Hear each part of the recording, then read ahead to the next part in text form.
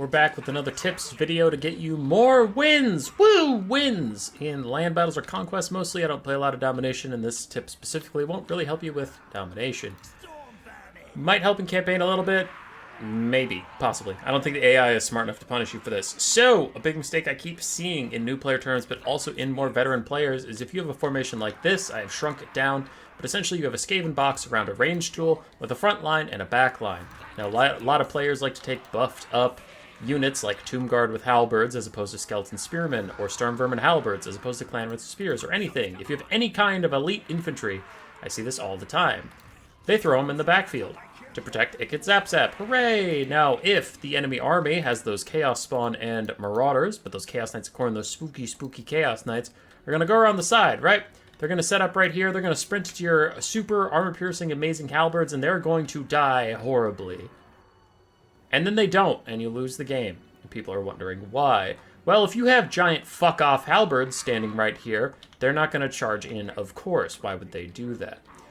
Now, plan successful, right? You're defending the Ikit Zap Zap. No, because your dog shit-ass clan rat frontline, because you spent a bunch of money on your elite infantry, the clan rats are going to get steamrolled by the spawn and the marauders. Sure, they'll hold for a little bit, but they'll die pretty quickly. And then you have a lose-lose situation. Do you send your storm vermin to the front line and remake the front line that just faltered, right? These clan rats are gone in this situation.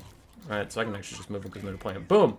Clan rats are gone. There's nothing left here, so you'd have to move your halberds up to make a new front line. But, oopsie poopsie, now there's nothing to stop the Chaos Knights from hitting Ikit Zap Zap. You're in a lose-lose situation, because if you leave the Storm Vermin where they were, defending Ikit Zap Zap, now there's nothing to stop the front line from hitting Ikit Zap Zap. You lose either way. Something that is much more successful is to just put the elite infantry that you spent your money on in the front line. That way your front line will last a lot longer and it won't break, giving Ikit Zap Zap more time to shoot.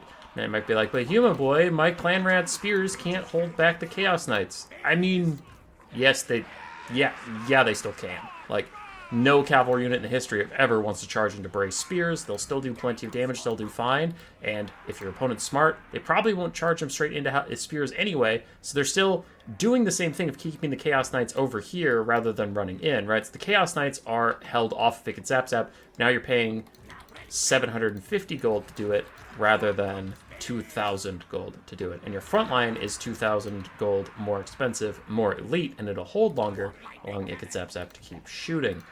Trust me, this has a lot of success. Now, it doesn't apply to literally every situation. It applies specifically to defensive formations. If you're rushing the enemy, it is smart to put your elite units behind your cheaper units, because the enemy is usually going to use some form of crowd clearing on the front line, like miners with blasting charges or Chaos Dwarf warriors with those weird fire blasting charges or something. So then you want your elite infantry to hit second.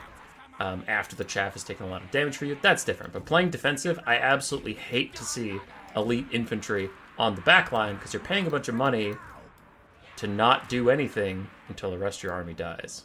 I hate it. Just put them on the front.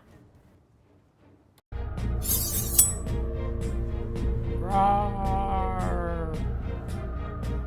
Subscribe, yes.